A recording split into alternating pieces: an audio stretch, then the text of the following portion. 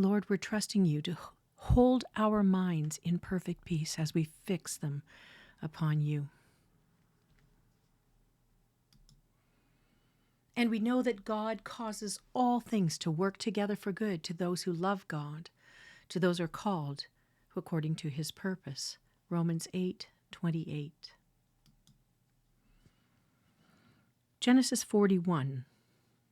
Now it happened at the end of 2 full years that Pharaoh had a dream, and behold, he was standing by the Nile. And lo, from the Nile there came up 7 cows, sleek and fat, and they grazed in the marsh grass.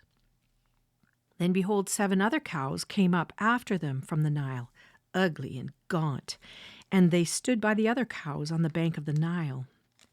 The ugly and gaunt cows ate up the 7 sleek and fat cows. Then Pharaoh awoke. He fell asleep and dreamed a second time, and behold, 7 ears of grain came up on a single stalk, plump and good. Then behold, 7 ears, thin and scorched by the east wind, sprouted up after them.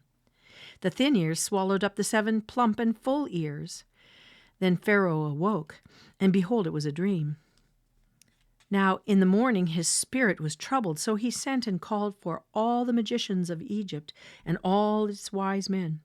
And Pharaoh told them his dreams, but there was no one who could interpret them to Pharaoh. Then the chief cupbearer spoke to Pharaoh, saying, I would make mention today of my own offenses. Pharaoh was furious with his servants, and he put me in confinement in the house of the captain of the bodyguard, both me and the chief baker. We had a dream on the same night, he and I. Each of us dreamed according to the interpretation of his own dream. Now a Hebrew youth was with us there, a servant of the captain of the bodyguard, and we related them to him, and he interpreted our dreams for us. To each one he interpreted according to his own dream. And just as he interpreted for us, so it happened. He restored me in my office, but he hanged him. Then Pharaoh sent and called for Joseph, and they hurriedly brought him out of the dungeon.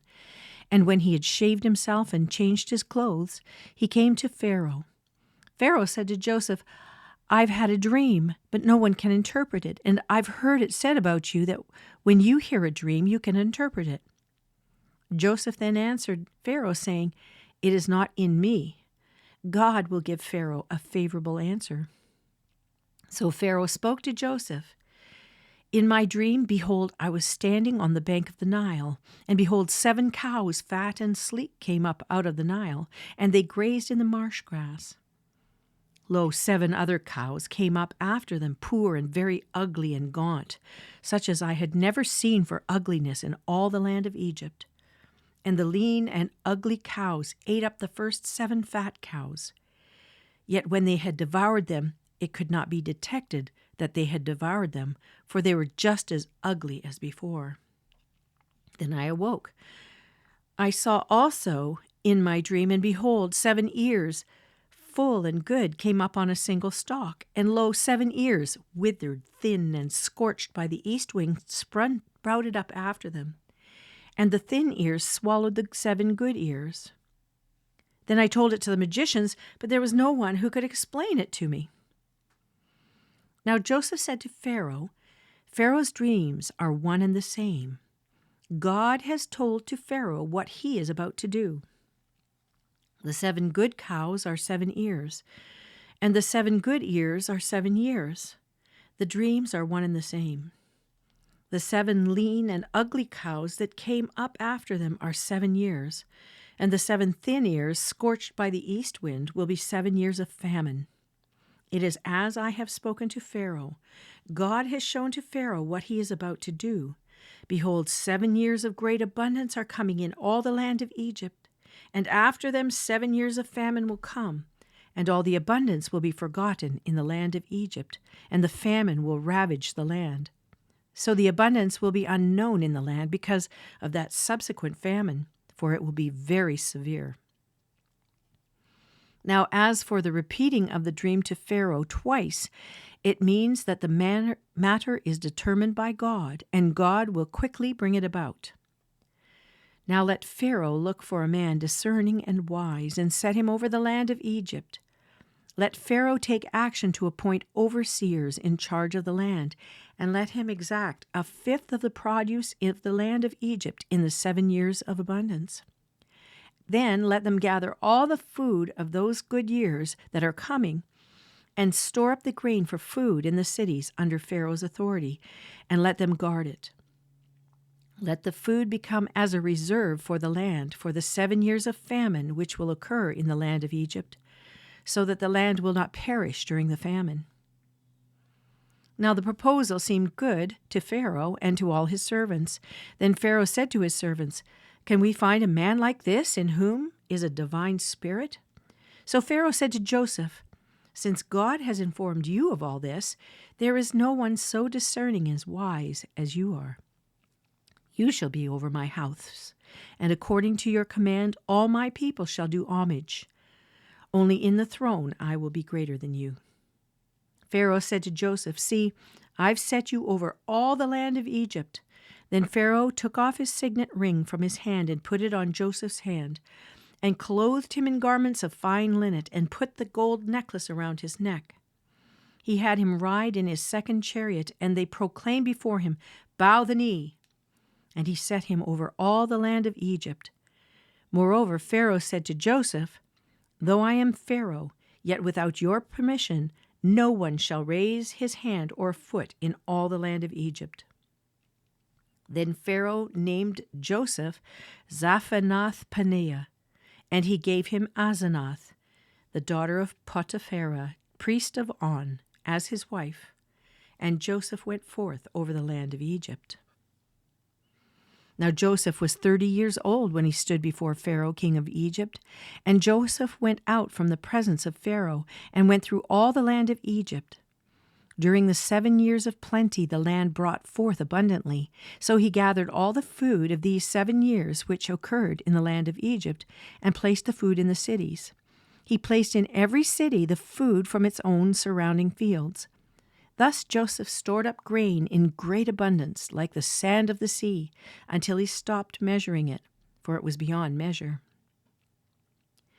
Now before the year of famine came, 2 sons were born to Joseph, whom Asenath, the daughter of Potiphera, priest of On, bore to him. Joseph named the firstborn Manasseh, for, he said, "God has made me forget all my trouble and all my father's household." He named the second Ephraim, for he said, "God has made me fruitful in the land of my affliction."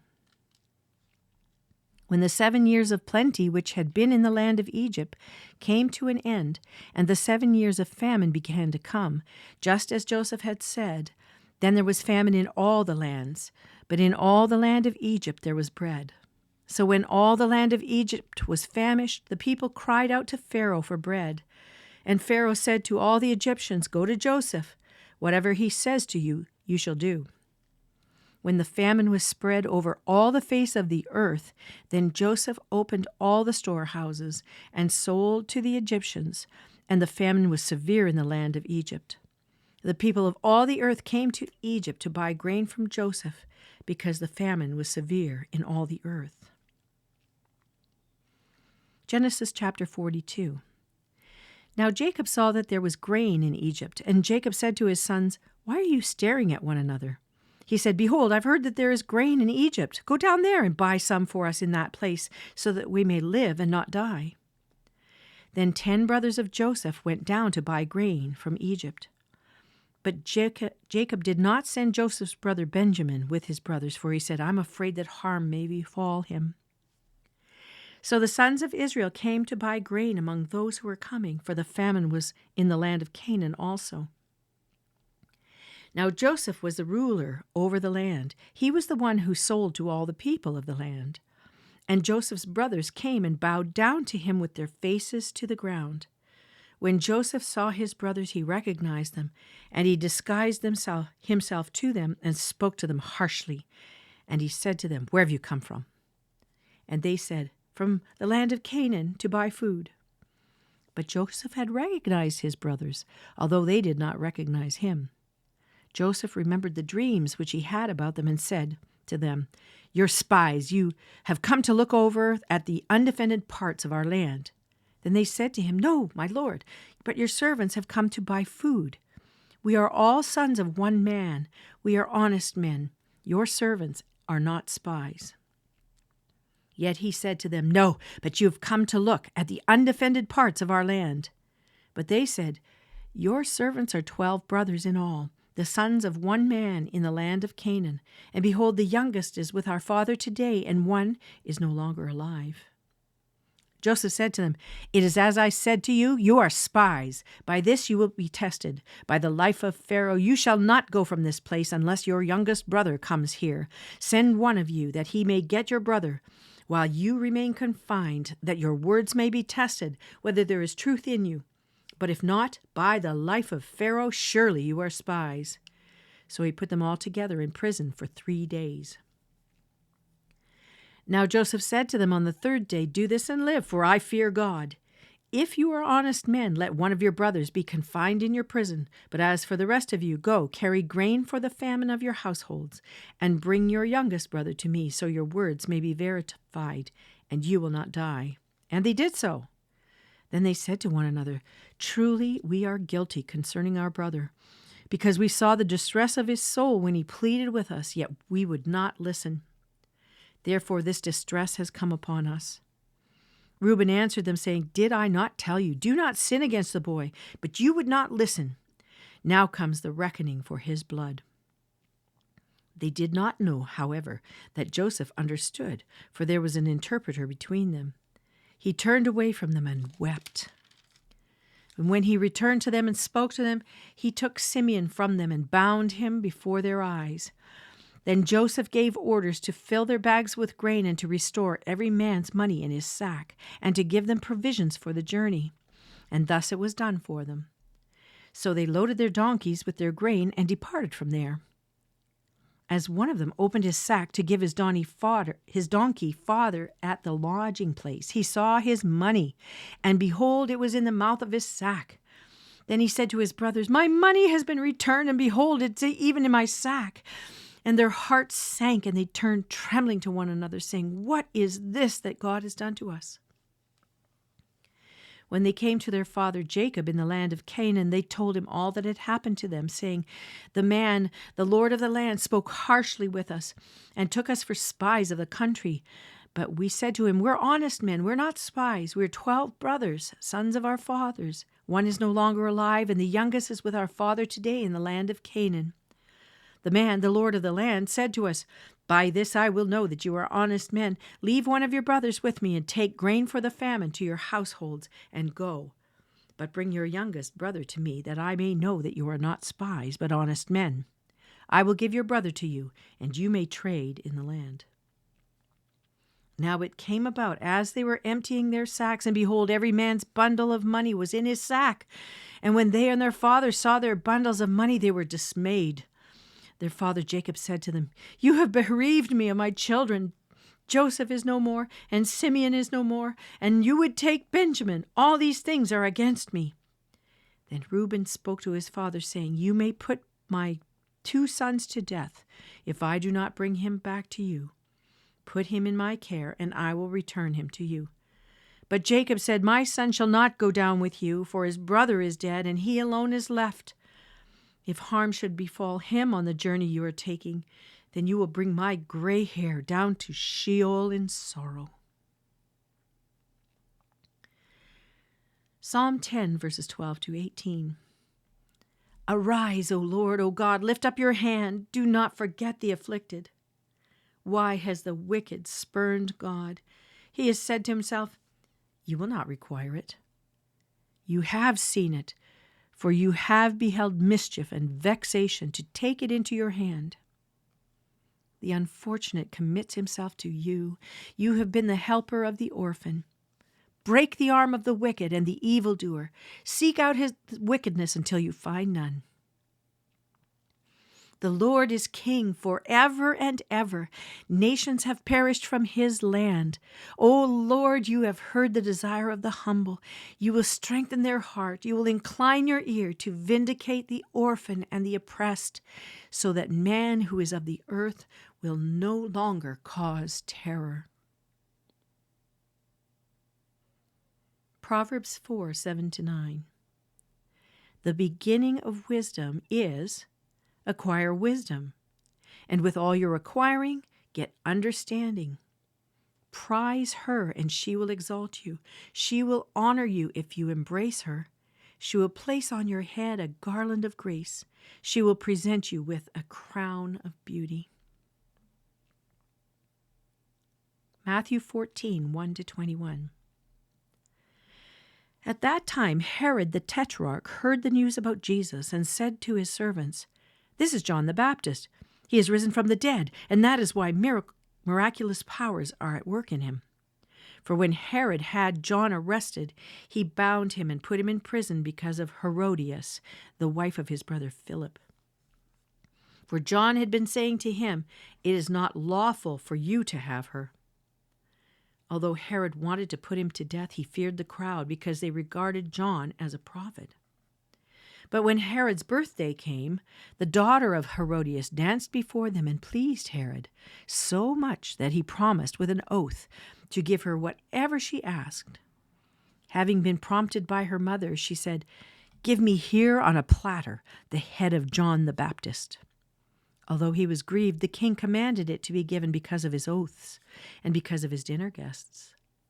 He sent and had John beheaded in the prison, and his head was brought on a platter and given to the girl, and she brought it to her mother. His disciples came and took away the body and buried it, and they went and reported to Jesus. Now, when Jesus heard about John, he withdrew from there in a boat to a secluded place by himself. And when the people heard of this, they followed him on foot from the cities. When he went ashore, he saw a large crowd and felt compassion for them and healed their sick. When it was evening, the disciples came to him and said, "This place is desolate, and the hour is already late. So send the crowds away that they may go into the villages and buy food for themselves." But Jesus said to them, "They do not need to go away. You give them something to eat." They said to him, We have here only 5 loaves and 2 fish. And he said, "Bring them here to me." Ordering the people to sit down on the grass, he took the 5 loaves and the 2 fish, and looking up toward heaven, he blessed the food, and breaking the loaves, he gave them to the disciples, and the disciples gave them to the crowds. So they all ate and were satisfied. They picked up what was left over of the broken pieces, 12 full baskets. There were about 5,000 men who ate, besides women and children.